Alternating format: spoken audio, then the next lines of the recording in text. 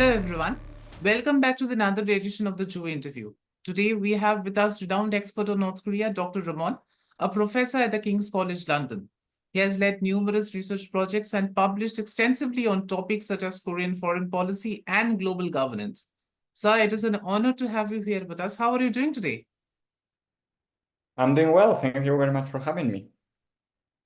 Let's come down to the topic of Korean foreign policy and Korean Peninsula.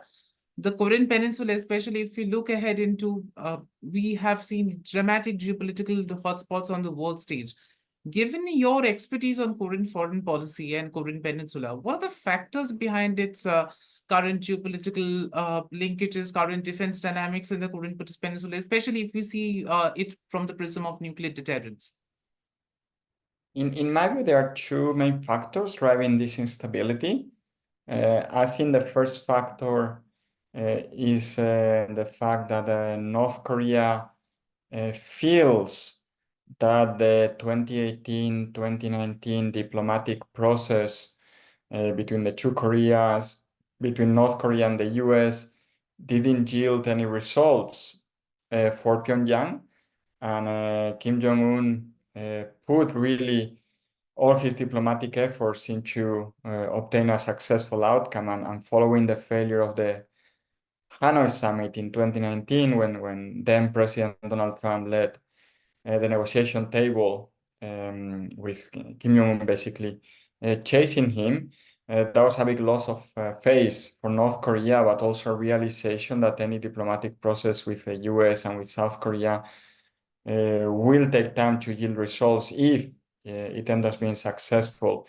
So I think North Korea, for the time being, has lost any hope in diplomacy, and therefore it has decided to side with Russia in its invasion of Ukraine to be able to receive benefits from Russia. It has decided to lean more on China to be able to survive economically. So I think this is one factor.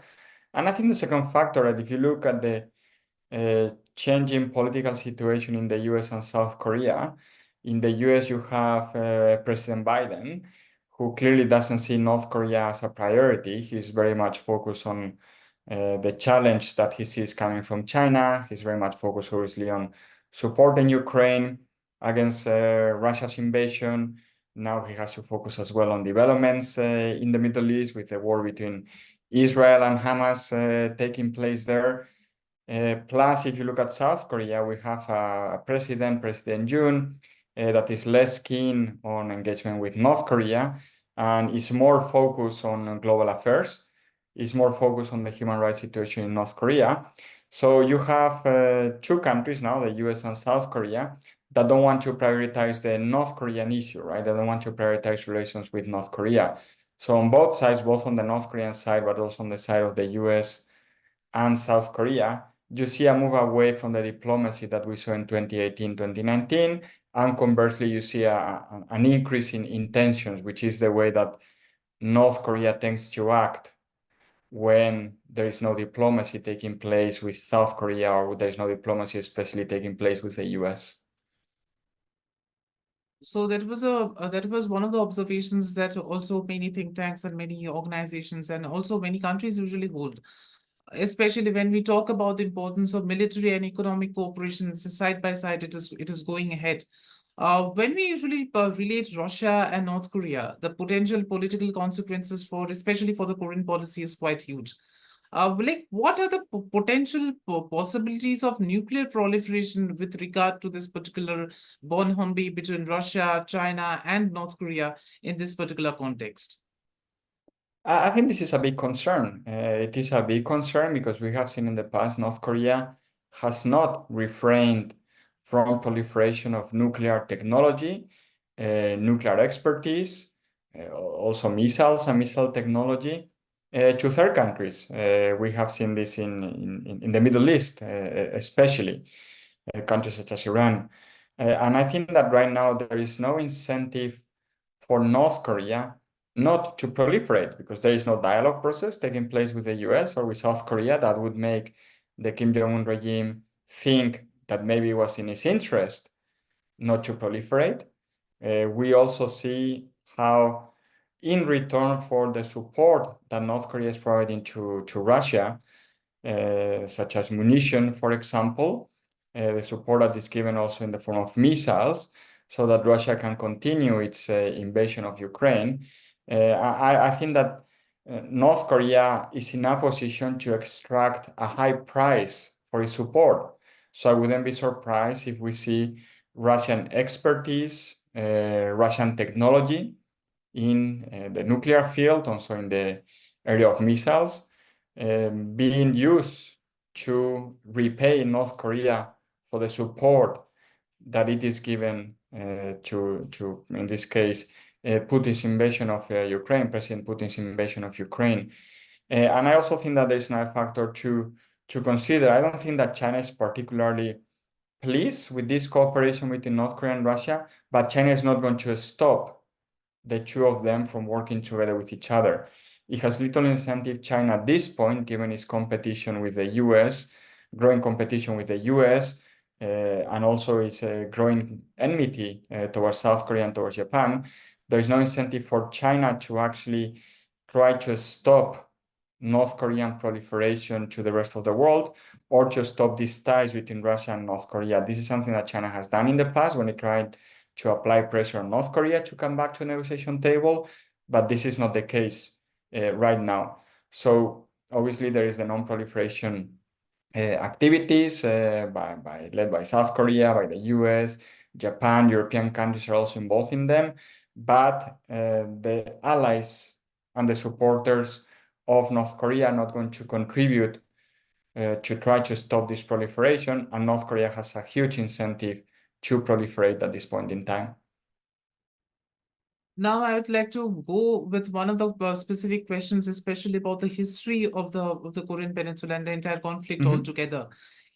Like, especially if you consider the mid-50s, mid-60s, when in the regime of the Kim Il-sung and also towards the Kim II as well, they actually focused on employing that industrial base and the defense industrial base, especially which the support they got from the Soviet Union, to make defense equipments towards the defense industrial base that North Korea that it currently has, which the industries and their actions and their manufacturing units that could have produced consumer goods instead of manufacturing goods. So under such a context, how do you think that the geopolitical environment of the Cold War, especially from the 50s and 60s, played this particular context and played the role in the North Korean regime's mind to produce more towards to emphasize more on defense rather than on consumer goods and services? Or is it just the trend of that particular period?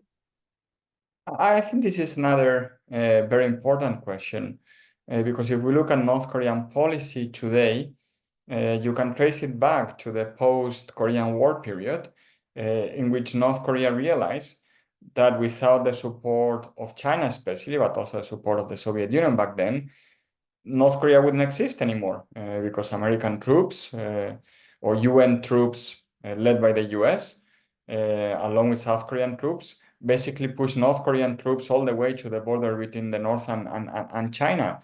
So the country could have essentially disappeared, and we have a unified Korea under the South Korean regime that we have.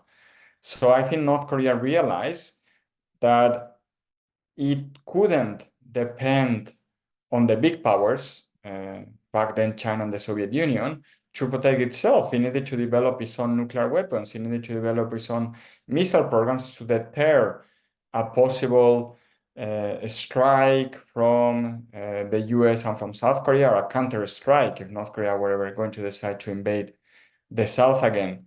And that mindset continues to explain why the regime in the North today focuses so heavily on its nuclear program, missile program, and this military first approach to foreign affairs and to its own security policy.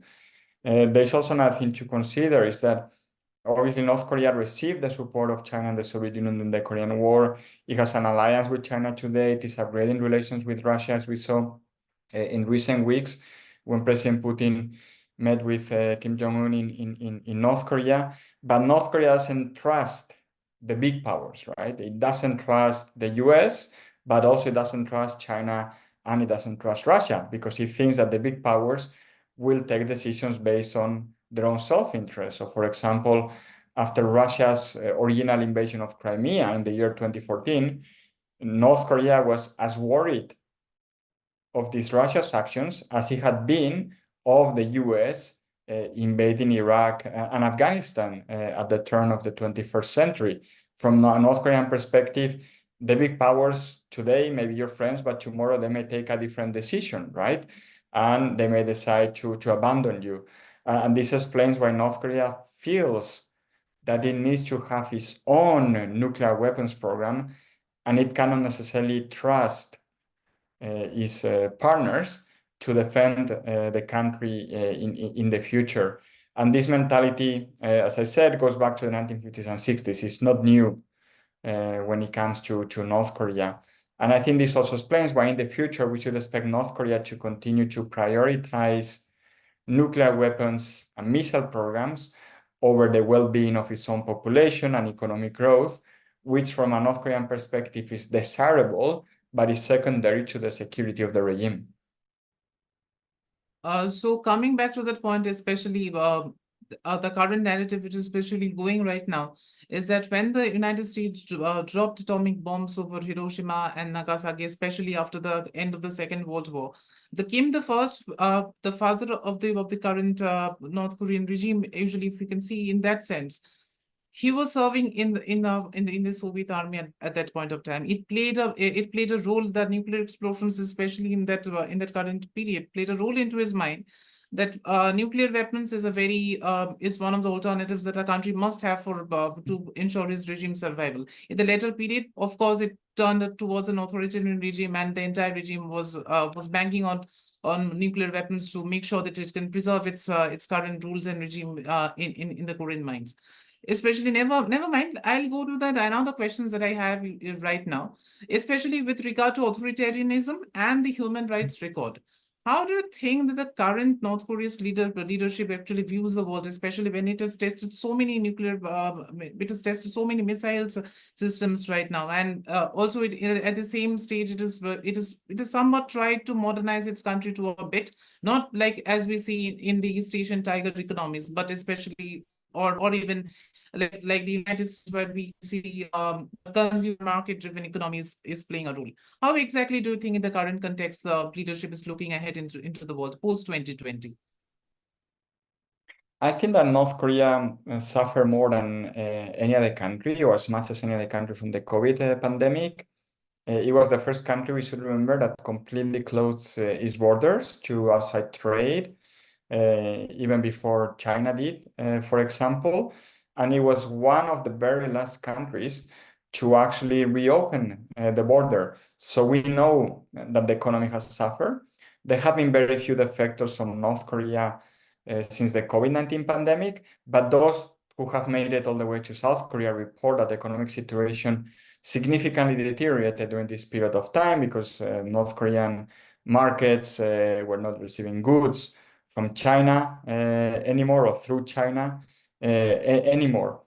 I do believe that the Kim regime generally wants to improve the economy of the country.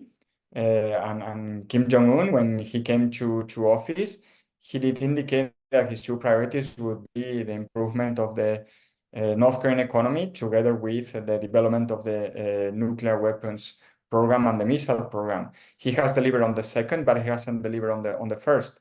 So I do think Kim Jong-un understands that in order to remain in power, yes, the military program is essential to deter the US and South Korea, but to be able to withstand any potential domestic instability, it's also important to develop the economy of the country, especially as we know more and more North Koreans are aware that the economic situation in South Korea, in China, is much better than it is in the North.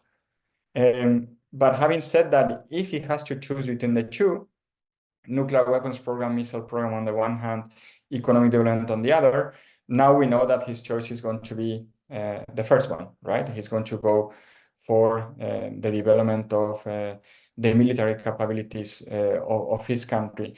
And this is something that we shouldn't forget, because if we look at other countries that we often compare to North Korea in terms of potential economic development, such as China or Vietnam, these were countries that for decades implemented economic reforms that improved the economic situation of the citizens, right? But North Korea has decided that this is not the way to go for itself, that it doesn't want to follow this path. Maybe Kim Jong-un fears that economic development will bring an end to his regime, as we saw in South Korea with the transition to democracy in the 1980s, after the country became richer, or Taiwan, for example, in the 1990s. Maybe he feels that as long as there are sanctions on North Korea, there is no hope for the North to receive investment. So he can simply rely on China and Russia to sustain the regime, but there is no hope for him to be able to attract investment and attract trade and be able to build factories, etc., in a way that could develop the economy of the country. But I think this matters because we should never forget that North Korea, when it comes to the human rights situation of the country, it is one of the largest abusers of the human rights of its own population in the world.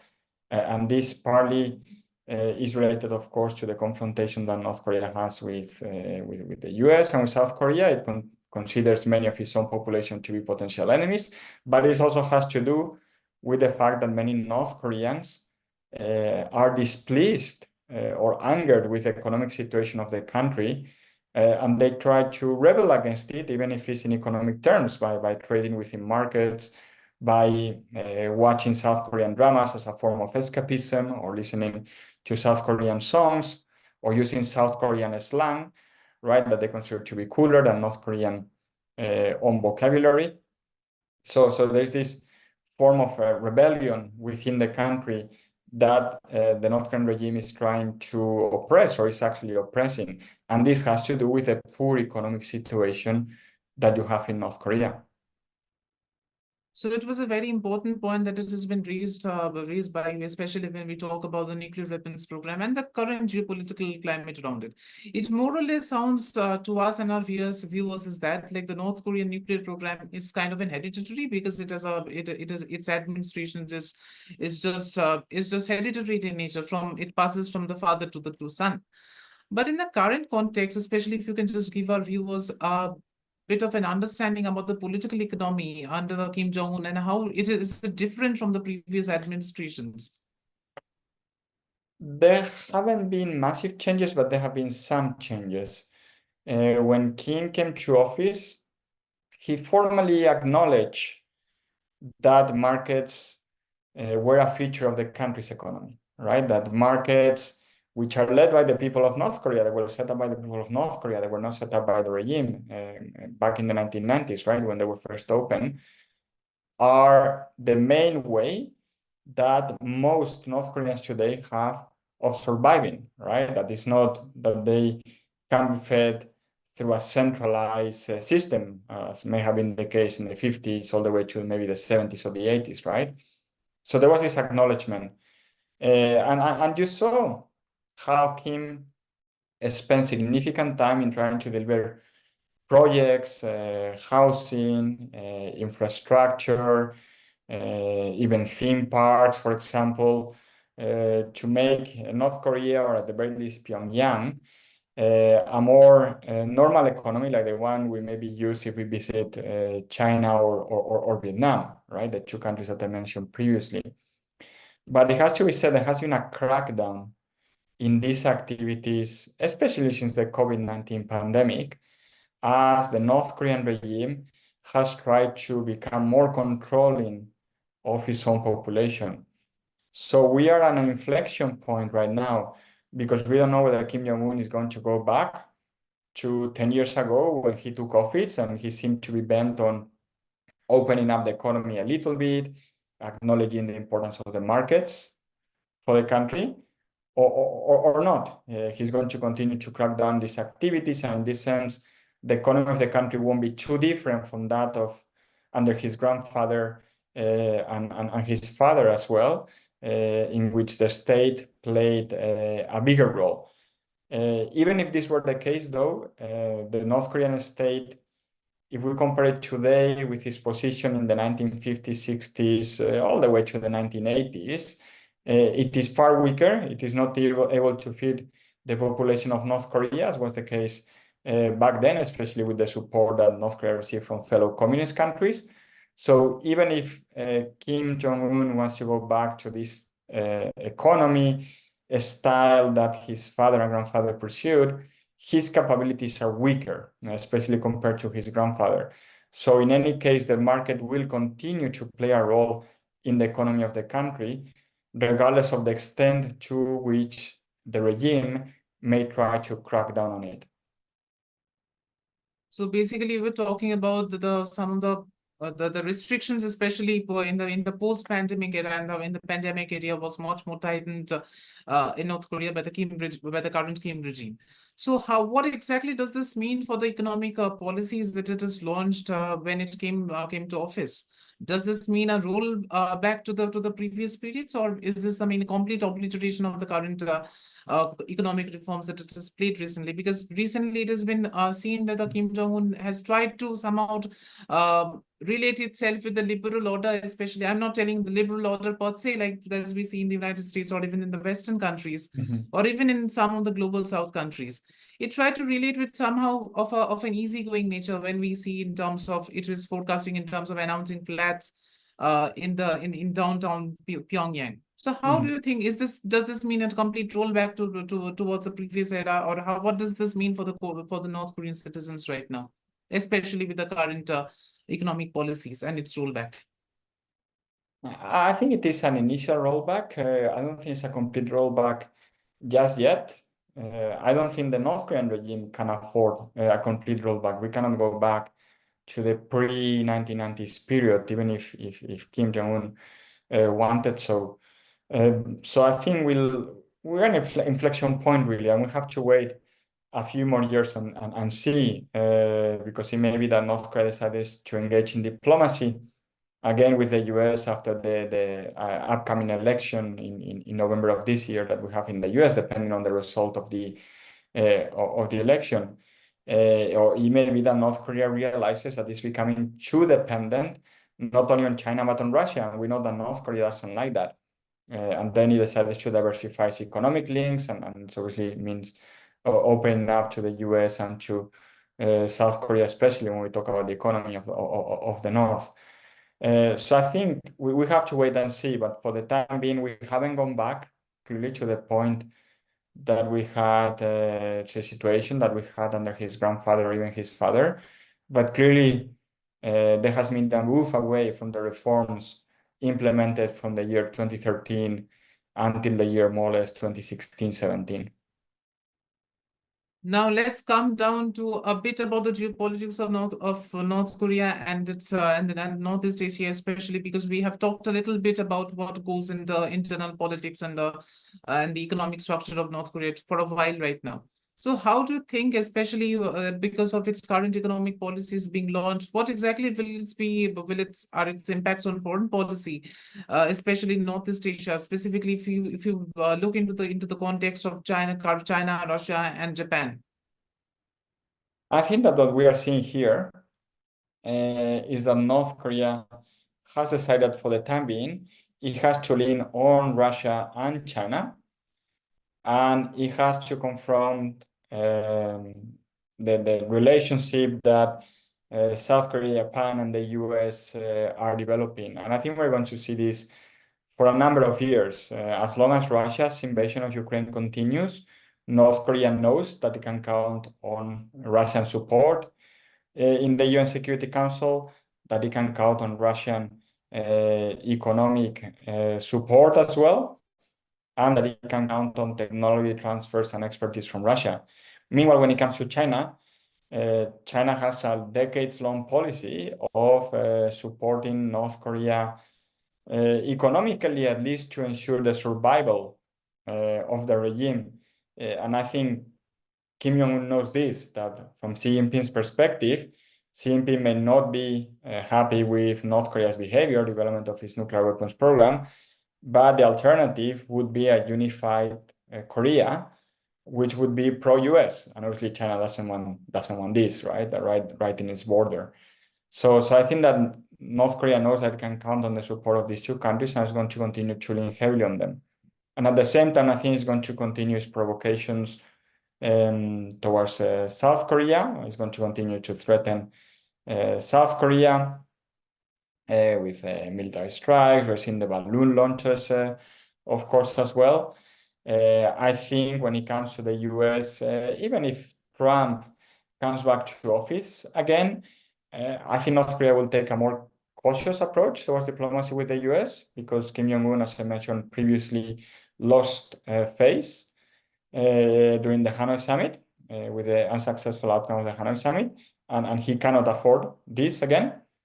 So I do think that we need to consider that for the time being, from a North Korean perspective, there is no point in rapprochement engagement with the US, with South Korea, or with Japan. Never mind with Japan, because we have seen that, for example, during 2018-19, Kim Jong-un on purpose froze out Japan from the diplomatic process that was taking place in the Korean Peninsula. We should remember that we had summits not only between the two Koreas and the US and North Korea, but North Korea, the North Korean leader, Kim Jong-un, also met with Xi Jinping and Putin, the leaders of China and Russia. And at that point in time, Prime Minister Abe, late Prime Minister Abe, back then, he was asking for, openly saying that he was willing to hold a summit with North Korea, but North Korea didn't respond. Recently, we have seen Prime Minister Kishida as well, saying that he would be willing to meet with North Korea, and North Korea essentially saying that this is not going to happen. So I think this is the situation right now, and I will expect the situation to continue for the time being, because I don't see an incentive for North Korea to change its behavior. The only way in which I think the North Korea could decide that it should move in a different way is if the US, the President Trump, if he wins the election in November, or even President Biden, if he's reelected, they decide that they're going to have a diplomatic process with North Korea in which sanctions relief are on the table, because this is what North Korea wants right now in the short term. It wants sanctions relief. So if you have very well analyze the importance of South Korean relations, and especially with its relationship with North Korea.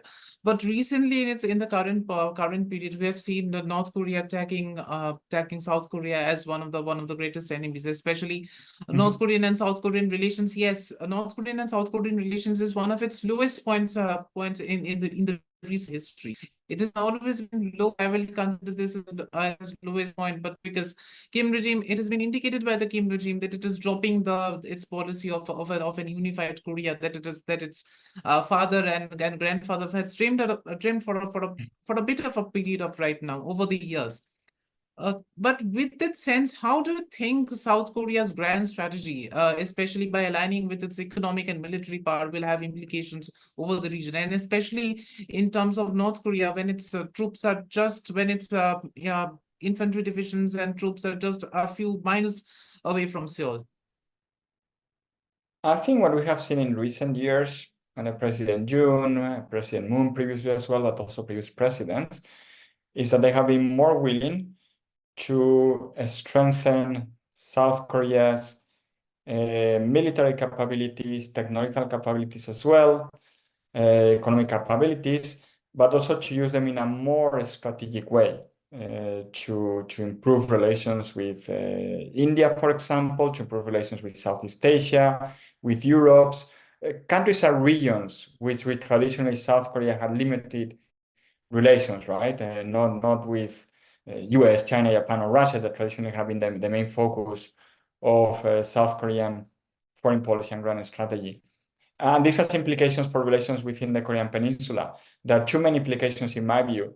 The first one is that from a South Korean perspective, obviously North Korea continues to be the top foreign policy and security priority, but North Korea is seen in a more global context, right? Hence the focus, for example, on North Korean ties with Russia, with China, with Iran, with Hamas as well, right? With other groups and countries in the Middle East, and how this threatens not only South Korea directly, but how this threatens South Korean partners and allies in different parts of the world. So if we look at the Middle East, for example, we see that South Korea has good relations with countries such as Saudi Arabia, the United Arab Emirates, right? And some of these countries, especially Saudi Arabia, they feel threatened by Iran. And Iran has good relations with North Korea and has received missile technology, nuclear technology from North Korea. So from a South Korean perspective, it has to pay attention to these type of issues that take place well beyond the Korean Peninsula. So that's one point. And I think the second point when it comes to relations with North Korea is that South Korea now has strong relations with a number of countries that also feel threatened by North Korean activities, whether it's cyber attacks, proliferation activities, or even that are opposed to North Korean human rights abuses, for example. So South Korea has improved relations with Australia, with Canada, with countries in Europe as well, with NATO too. These are countries that feel directly threatened by North Korea and feel directly threatened by North Korean ties with Russia, with China, with Iran. And I think from a South Korean perspective, part of its grand strategy is to strengthen ties with these countries because this helps South Korean own national security, right? When it comes to cyber issues, for example, South Korea, of course, is under regular cyber attacks on North Korea, but it's not the only country receiving cyber attacks on North Korea. In Europe, we have had them as well, right? So South Korea can learn from the experience of these countries in dealing with cyber threats, can share information. And this is part of the South Korean grand strategy as a way of leveraging its capabilities to strengthen its own security, among others, by working together with countries it feels very comfortable with. I have a contradictory point over here, especially when you talk about North Korea trying to bolster its global policies and global relations in the current world context. Especially if we see the latest developments, it has closed a couple of embassies around the world. So how do you think that North Korea, by relying on Russia and especially on China, can give fruitfulness to its policy, especially its foreign policy towards these countries, when these are the same countries that has participated in sanctions and calling off its nuclear tests? Yeah, I think this shows the big difference between South Korea and North Korea, right? In the case of South Korea, trying to strengthen ties with third countries. In the case of North Korea, relying more heavily on a smaller number of countries. It should be said that many of these embassies that North Korea had overseas, A, they are expensive to maintain, especially for a country as poor as North Korea. But B, we do know there is very credible evidence, including from the United Nations, that they were engaged in illicit activities, right? That they were revenue generating embassies for the North Korean regime. They were involved, for example, in smuggling of goods into North Korea. They were engaged, for example, in the distribution of fake dollar notes, right, that were put in circulation by the North Korean regime. Now, there has been a crackdown by many countries, including in Europe, but also in other parts of the world, on this type of activities. And therefore, these embassies, not only they are expensive to maintain, from a North Korean perspective, they have lost an important reason why they were set up, which is to contribute to North Korean illicit activities. So those are things that I think we need to consider, and that help explain, in my view, why North Korea is focusing more clearly recently in working together with China, working together with Russia, working together with countries such as Nicaragua, for example, working together with other countries that North Korea feels it can have a mutually beneficial relationship with, right? And this is not necessarily the case in some of the countries in Europe and in other parts of the world in which North Korea has closed its embassies.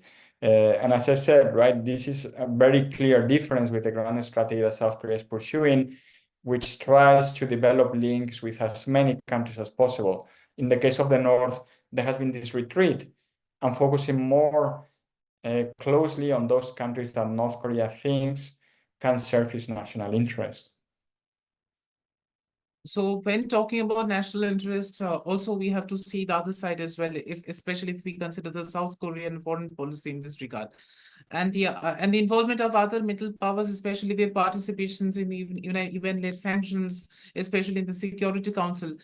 How do you think that the interest of the middle powers is linked in that sense, especially if we consider the economic and military capabilities, not only if we consider the US, China, and Japan, but also in some other South Asian countries or even countries in Africa, where North Korea had a significant degree of relations for a while, especially when we consider the UN votes and other norms of international diplomacy. Yeah, I think this is an important discussion to be had because clearly until the 1970s, there was this division across the world between supporting South Korea or supporting North Korea, or recognition, even diplomatic recognition of the two countries. This started changing in the 1980s, and by the 1990s, it was clear that many countries across the world, including the middle powers that you were referring to, they realized that from economic perspective, it made sense to have diplomatic relations with South Korea, and if necessary, to shun North Korea. Not all countries agreed, but many made a choice, really. And now what we see in recent years is that there are countries that would like to have good relations with both of them, try to maintain a balance between the South and the North, but a large majority of countries, they have taken the decision to have stronger ties with South Korea, mainly, in my view, for economic reasons. There are other reasons. South Korea, for example, if you look at its military technology, is more developed than the military technology of the North. So some countries want to obtain access to the South Korean military technology. And I think the clearest example is Cuba, right? That recently decided to normalize relations with South Korea, even without any sort of reform of the Cuban regime. So there wasn't a domestic reform process in Cuba, leading to the Cuban regime deciding to establish diplomatic relations with South Korea. Now, even without the reform, Cuba decided that for its own economic benefit, it makes sense to establish diplomatic relations with South Korea.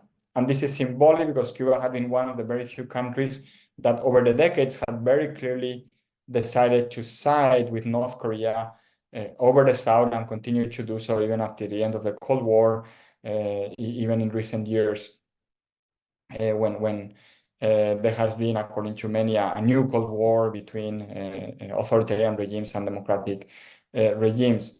So I think we're going to see more of this moving forward, more middle powers that see the benefits in economic terms, also in diplomatic terms. For example, the United Nations, and they see the benefits of working together with South Korea. And this is problematic for North Korea because it cannot even count on ideology anymore to have countries that will support or will be closer to the North compared to the South. So this is a dilemma that is going to be very difficult for North Korea to address. So I'll come into the very different questions right now, especially when we are talking about the reference of Cold War, and especially when we talk about North Korea, we have to go back to Cold War, and especially the years that follows the 90s. At that particular point of time, the North Korean regime especially tried to promote their idea of so-called juche around the world. But at the current context, we usually see that they are employing these cyber armies, and especially their infamous Office 39 and many other illicit activities, especially in the cyber domain. So how do you think in that current context, the European Union and other countries in the Western world, and also some of the democratic countries in South Asia like India, can shield themselves from such attacks? by boosting the cross-sectoral cooperation among the different sectors establishments, as well as their non-traditional, just to relate this with other non-traditional security threats as well? I think it's very complicated. I mean, and you also mentioned the case of India, the Southeast Asian countries. I mean, we shouldn't forget that one of the biggest cyber attacks conducted by North Korea was against the central bank of Bangladesh, right? So no country is shielded from these cyber attacks from North Korea. No country shielded from North Korean proliferation activities. We know in the 1990s, for example, Pakistan supported North Korea's nuclear program. We believe that there continue to be links between the two countries, and that Pakistan may have benefited from expertise, technology transfer from North Korea, even if we don't have full proof of this. So what we're seeing here is that Europe, South Asia, countries that traditionally in the past may not have paid attention to North Korea, now they know that they may be targeted by North Korean activities. With regards to your question about shielding yourself from these activities, it is very difficult, right? It is very difficult. If we look at North Korean cyber activities, they're very sophisticated. Not all North Korean cyber attacks are launched from North Korea itself. Some come from North Korean hackers living in China, living in Southeast Asia, for example, as well. So it's extremely difficult to stop these activities. Same with proliferation activities, right? We have been able, we meaning the international community, following UN Security Council resolutions and sanctions, we have been able to reduce the the number of shippings of North Korean missiles, missile technology, nuclear technology to third countries. But this hasn't completely stopped. And I think it's very difficult to stop this 100%, right? So cooperation between different countries matter. It also matters that there is exchange in information, of course, between different countries as well. But stopping North Korean activities fully, I think, is not something that is going to be feasible. The international community can reduce these activities, the number of these activities, can reduce the impact of these activities, but it's not going to fully stop them. So especially, we were talking about the cybersecurity and what will be the other measures of it, and your points make sense. The case why it matters for India and also for other South Asian countries is that basically North Korea at one particular point of time cyber attacked one of India's banks, and they were involved in some other cases of money laundering and theft. So in that particular context, the threat is not less if we consider the case of piracy and territorial disputes. And how exactly do you think the threat of North Korea especially can play out in energy transportation, territorial disputes, and piracy in the Northeast Asian region? Yeah, this is a big concern in Northeast Asia, right? I think it is well known that the biggest trading route in the world goes from Northeast Asia to Southeast Asia to South Asia and to Europe. We're talking around half of world trade, depending on the measure that you use. And a lot of this trade goes through the Taiwan Straits, East China Sea, South China Sea. If we move beyond Northeast Asia, we have territorial disputes in the region. North Korea is engaged in a big one, of course, with Japan in the Tokto Islands that are under the effective control of South Korea. But of course, North Korea also claims the whole of the Korean Peninsula to be its own territory. So if there was going to be instability between China and Taiwan, I think it's very likely that we would also see instability between the two Koreas, North Korea taking advantage of the situation to create more tensions within the Korean Peninsula and therefore within Northeast Asia. And this would have an impact on global trade. This would have an impact on global trade. This would have an impact on global energy routes, considering that South Korea, Japan, China and also Taiwan, they're incredibly energy dependent.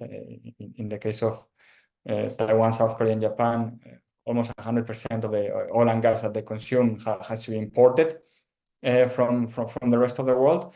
So these are things that we need to consider seriously, and are considered seriously within the region, because what we see is that even minor instability does have an impact on trade activities, energy imports, and if there was going to be major instability within the region, not necessarily even an invasion of Taiwan, as we have seen Russia doing with Ukraine, but the real threat that China may decide to invade Taiwan, which at the moment I don't think is realistic to think about, but who knows in the future, this will have an impact in the economy of Northeast Asia, and it therefore will have an impact on the global economy, because Northeast Asia is a region that is central to the global economy today. It is as important as Western Europe or North America, for example, the two regions that we usually think dominate the global economy, but I think this view is outdated. Now there are other regions that matter tremendously, and one of them is Northeast Asia. So the conflict is quite stretched from Europe to Northeast Asia, especially with the interconnectedness of the world. Now I'd like to come ahead with the context of regional trade and economic integration, especially when we connect with countries like China and Japan and Russia.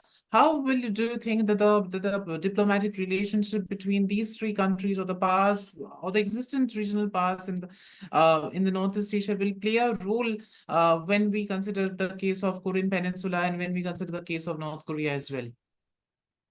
So I think if we look at the South first, traditionally had tried to maintain a balance between China, Russia, Japan, the US could be included there. If we look at the case of the North, it obviously was closer and continues to be closer to China and Russia, but also traditionally had tried to maintain a modicum of relations with Japan, especially via the pro-North Korea organizations that exist within the country, within Japan. But this has been upended in recent years. We have seen South Korea coming much closer to Japan, especially in the context of its triangular relationship, not only with Tokyo, but also with Washington. And we have seen North Korea leaning more heavily on Beijing and Moscow. So you don't see now South Korea trying to maintain a balance, for example, and between China, Russia, Japan. That's not happening. And in the case of the North, as I said before, it wasn't as clear as in the case of South Korea, but yes, it tried to leave open the door for potential better relations with Japan. And that's gone at the moment. So I don't think we're going back to the type of Cold War that we had all the way to until the late 1980s, early 1990s, because Japan, South Korea continue to have diplomatic relations with China, economic relations with China, and they hope that in the future they will maintain or resume good relations with Russia. But it is true that there is a clear division between the autocracies in the region, North Korea, Russia, and China, and the democracies, South Korea, Japan, together, as I mentioned previously, with the US considering a strong presence in the region. And I think this is going to continue for a number of years, unless there is a big change in government in Russia or in China, really. Otherwise, I don't see this changing. So we have to think our Northeast Asia in terms of this new realignment of diplomatic relations. We don't have a Cold War, but certain relations today are not as good among the countries in the region, are not as good as they were a few years ago. So let's come down to the question of defense once again, because especially when we consider the importance of THAAD missile defense system, especially when we see into the discourse and dialogue 8 years back, especially when North Korea was testing their missile systems for quite a while at that point of time. The discourse around back then that how much the THAAD is effective. So in that sense, if the THAAD, let's say the THAAD is deployed the next day, What will be its effectivity in case North Korea violates? Because there have been incursions and especially along the border. How do you think the implementations of that can play a role if a conflict breaks out the next day? I think that right now North Korea knows that it can conduct a whole range of activities like the ones that you mentioned, even incursions across the DMZ separating the two Koreas, without the fear of receiving any new sanctions from the UN Security Council, because obviously they are going to be blocked by Russia, especially also by China. And any new sanctions that may be imposed by South Korea, by the US, by the countries such as Japan, are going to be ineffective because they don't really have any sort of economic relationship with North Korea. And there are no negotiations taking place between these countries and North Korea. So I do think that North Korea feels emboldened to continue these activities because he knows that it's not going to suffer any material loss or any damage from these activities. And that's why I think that North Korea will continue to conduct these activities. And there is little really that the US, South Korea, and other countries can do to stop them or to try to punish them.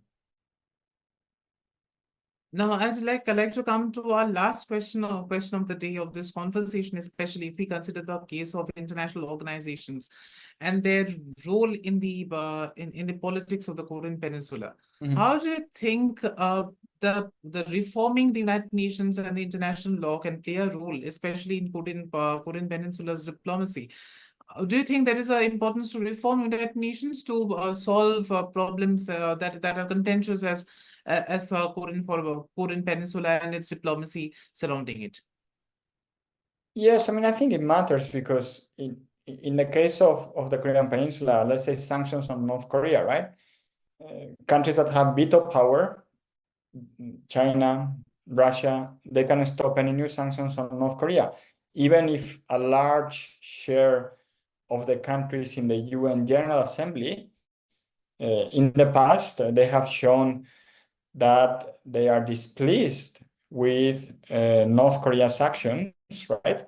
And they have supported the sanctions that were imposed by the UN Security Council all the way until 2017. But now they know that more sanctions are not going to be forthcoming, right? Now, if the UN Security Council was reformed and there were no countries with veto power, then the situation would be very different. I think this is not going to happen. There is no intent from the 5 permanent members of the UN Security Council to give up their privilege. But, you know, if it were going to happen at some point in the future, this would change the calculus of North Korea because he knew that it would be potentially confronting a more hostile United Nations, right? Not only General Assembly, but maybe potentially the Security Council itself. So I think this matters. It also has to be considered that when it comes to the United Nations, if we look, for example, at the human rights mechanisms that the United Nations have, they can and they do condemn North Korean human rights abuses, but there's little they can do, right? They cannot impose any sort of punishment on North Korea due to its human rights abuses. So you see sanctions related to North Korean human rights situation coming from the United States, coming from South Korea, coming from the European Union, but not from the United Nations. So at the end of the day, these are not global sanctions on North Korea. These are sanctions being imposed by liberal countries, liberal institutions such as the European Union that are opposed to North Korean behavior, right? So they're not universal. So I do think that, yes, a reform of the United Nations systems, a reform of multilateral governance would probably mean more problems from North Korea. As long as the system continues the way it is, North Korea can rely on its friends and partners to ensure that it doesn't suffer from these international institutions. Thank you, sir, for sharing your insights with us. As an youth-led think tank, we have tried to develop a discourse around around Northeast Asia and especially the strategic studies surrounding it. So in these discussions, we have discussed a wide range of topics, especially on Korean foreign policy, global governance, political economy of North Korea, and the diplomacy surrounding it, especially when we consider it from the prism of nuclear deterrence. So I would like to request all the viewers to click on our GeoInterview and see this interesting conversations if you are literally interested towards North Korea and its relations, and especially towards the current developments in the Korean Peninsula. Thank you, sir. Thanks, Chief, for having me. My pleasure.